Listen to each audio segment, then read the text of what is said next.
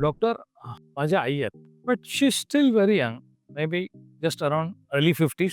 त्यांना गुडघ्याचा त्रास होतोय गेली 2-3 वर्ष. तसं तिने अगोदर बरेच दिवस अंगावर काढलं. एकच गुडघा दुखतोय आणि ती एकदा दिवशी ते काहीतरी सफाई करताना स्टूलवरनं एकदम जोरात खाली आली आणि त्या पायावरच वजन आलं आणि तेव्हापासूनच गुडघा दुखतोय असं तिचं म्हणणं आहे.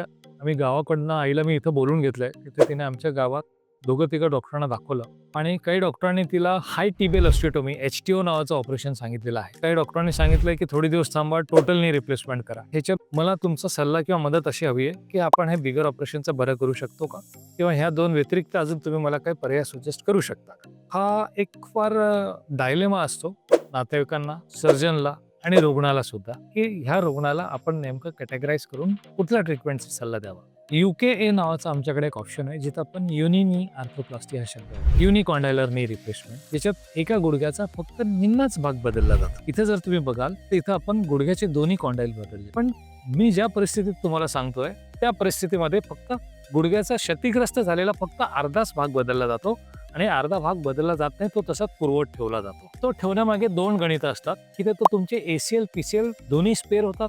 बऱ्याचदा लॅटरल पार्ट किंवा एक मेनिस्कस 100% तिथं प्रिझर्व होतो. ऑपोजिट साईड जे असते बेसिकली त्याच गुडघ्याची पलीकडचे अर्धा भाग जो खराब नाहीये, त्यातला कार्टिलेज जर चांगला असेल तर तो आपण बायोलॉजिकल टिश्यू पुढे वापरू शकतो. असे गुडघे टोटल नीच्या गुडघ्यापेक्षा जास्त स्टेबल असतात आणि हे रुग्ण जास्त फिट असतात. पण मग नेमकं युनी नी रिप्लेसमेंट आपण सांगायचं कुठल्या रुग्णांना? तर याच्यात वर्गीकरण केले जातं. जसं मी मगाशी तुम्हाला अगोदरचा तुम्ही जर माझे व्हिडिओ बघाल तर त्याच्यात काही रुग्ण जे असतात ते त्यांच्या वयाचे सुसंगत अपीअरन्स असतात, त्यांचे बॉडी कायनेमॅटिक्सचे आणि त्यांचे. काही रुग्ण त्यांच्या वयाला यंग असतात, काही रुग्ण त्यांच्या वयाला ओल्ड असतात.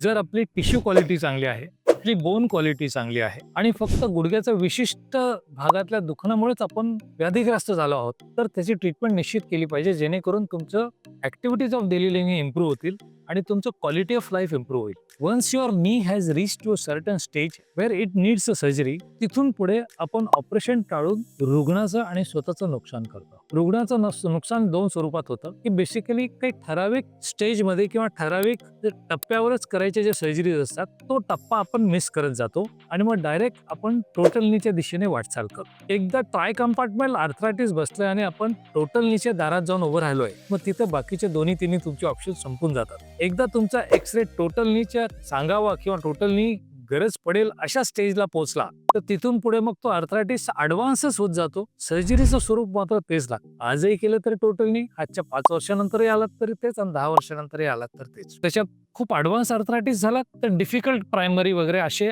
अजून त्याच्यात आमचं कॅटेगरायझेशन होत जातं. तो विषय आपण नंतर चर्चा करूया. आज आपण हाय टिबियल ऑस्टिओटोमी करायची का युनी नी करायचा याच्याबद्दल आपण चर्चा करूया. खूप जाडजूड व्यक्ती आहे ज्यांचा BMI जास्त आहे, बोन क्वालिटी चांगली नाहीये, ते साधारणपणे हॉप करू शकणार नाही. पलीकडचा गुडघा सुद्धा तितका क्षतिग्रस्त आहे, तो महिनाभर सुद्धा यांना एका पायाने लंगडी करू देणार नाही. जिथं डिमांड ऍक्टिव्हिटी जास्त आहे की डॉक्टर मला 1.5-2 महिने रिकव्हरी पिरियडला मी थांबू शकणार नाही, किंबहुना एक बेसिकली एक हाय डिमांड व्यक्ती आहे ज्यांना लगेचच कामावर जायचंय, वेदना कमीत कमी पाहिजे आणि डेफिनेटिव्ह आउटकम पाहिजे की डॉक्टर मला 10-15 वर्ष तरी परत तुम्ही ह्या त्रासासाठी दवाखान्यात बोलू नका. अशा केसेसमध्ये युनी नी परफेक्ट बसतो. त्या ठिकाणी गुडघ्याचा फक्त अर्धाच भाग बदलला जातो. वरच्या फिमरचा जो मीडियल कॉन्डाईल आहे तो बऱ्याचदा मीडियल कॉन्डाईल अर्थरायटिस असतो. टिबियाचा जो फक्त मीडियल कॉन्डाईल आहे तो आणि एक फक्त मीडियल मेनिस्कस तिथे काढून तिथे एक आपण स्पेसर टाकतो. तेवढं एक साधारणपणे हे 20-25 मिनिटाचे ऑपरेशन नाही. पेशंट दुसऱ्या दिवशी उभं राहून चालतो, जिना चढ उतर करतो, 48 तासात घरी जातो आणि एक 12 ते 15 वर्षासाठी जर सगळे SOPs त्याचे पाळले गेले तर 15 वर्ष सुद्धा रुग्ण या सर्जरीनंतर कम्फर्टेबली पेन फ्री राहतो. हा एक पार्ट झाला.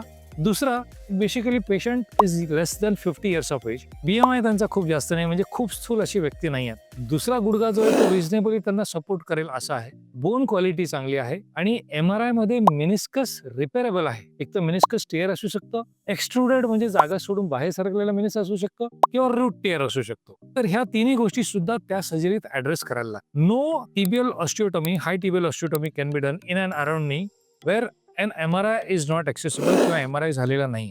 कुठलंही टिबियाची ऑस्टिओटोमी करताना नी जवळची आपल्याला MRI असलाच पाहिजे. त्याच्यात आपण बेसिकली त्यांचं कार्टिलेज असेस करतो, त्यांचं आपण मेनिस्कस असेस करतो, ACL मिक्सड डिजनरेशन आहे का ते असेस करतो. या तिन्ही गोष्टी जर त्याच सुमारास ॲड्रेस करता येत असतील, रुग्ण रिलेटिव्हली यंगर एजचा आहे, लेट 40s मधला आहे, अर्ली स्पॉटीजमधला आहे, तर त्या ठिकाणी HTO केलेलं कधीही चांगलं. पण आपण असे ठोक ताळेप्रमाणे थंब रूल नाही लावू शकत, की 50शीच्या आत येतं आपण याचा HTO करू, 50 ते 60 येतं आपण UK करू, 60+ येतं टोटल नाही करू. असं वर्गीकरण थंब रूल प्रमाणे नाही करता येत. एक जनरल कन्सेन्सस असतो. फायनल कॉल जो राहील तो तुमचा पेशंट, त्याचं वय, त्याला असलेल्या मेडिकल कोमॉर्बिडिटीज, त्याचं वजन, त्याचा एक्सरे, त्याचा कार्डिग्राम, त्याचा मेनिस्कस, हे सगळ्या गोष्टी कन्सिडर करून तुम्हाला फायनल सल्ला दिला जाईल. यापैकी तुम्हाला काय लागणार आहे हे जाणून घ्यायचं आहे, तर कृपया तुमचा रुग्ण, तुमच्यासोबत असलेले एक्सरे, CT स्कॅन, स्कॅनोग्राम आणि कन्व्हेन्शनल एक्सरेज हे सगळे घेऊन जवळच्या निष्णात डॉक्टरला जरूर भेटा. थँक्यू.